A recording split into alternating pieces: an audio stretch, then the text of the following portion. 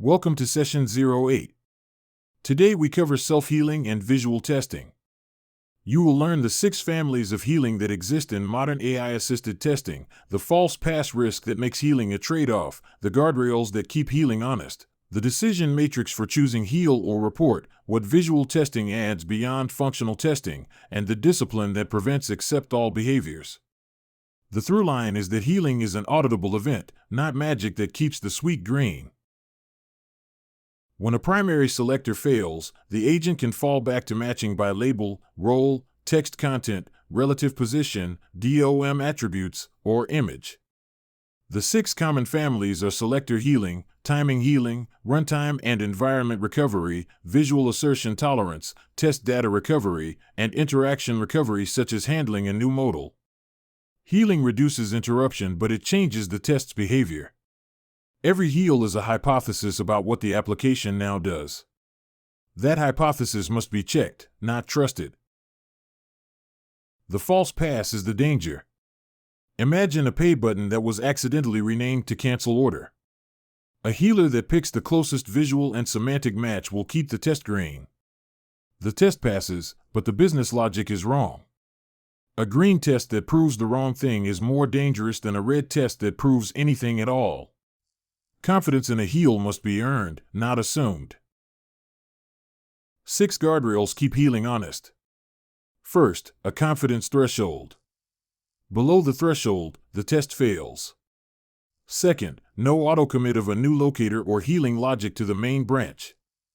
Third, save before and after, the DOM, the screenshot, and the reason for the match. Fourth, reviewer approval based on risk.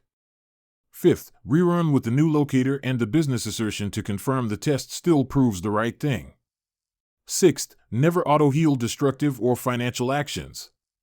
Payment, refund, delete, these require explicit human approval every single time. When a failure appears, the diagnostic question is not does it heal, but is it actually a defect? A dynamic ID changed but role and label are stable, that is test brittleness, fix the locator with a semantic match. A business label changed outside the spec, that is a product change, stop and verify.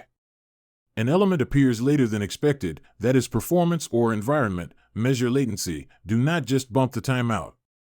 A new pop-up blocks the flow, that is a UX change, confirm the intended behavior. Data was already used, that is test isolation, fix provisioning. Every healing event must record enough to reconstruct what happened. The schema is short.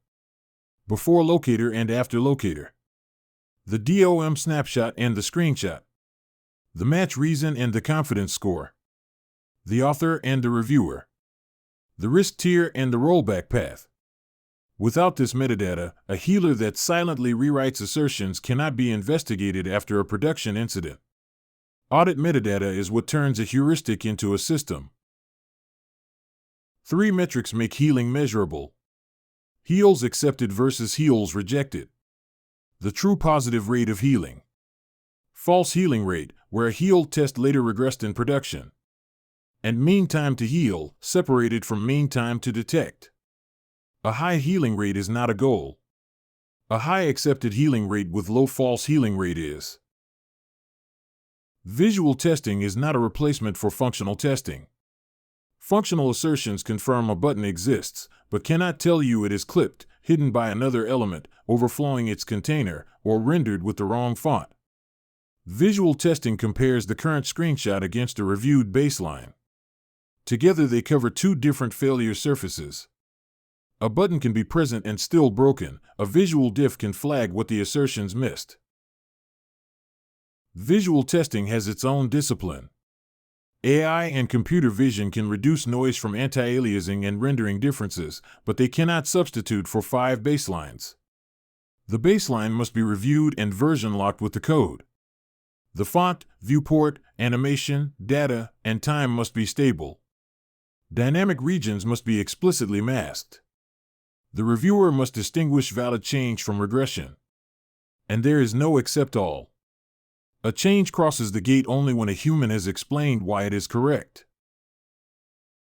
Session 08 gave you the 6 healing families and their limits, the false past danger that makes healing auditable, the 6 guardrails that keep heals honest, the heal or defect decision matrix, the audit metadata that makes healing investigable, the 3 observability metrics that track healing health, the pairing of visual and functional testing, and the 5 baseline discipline that prevents except all.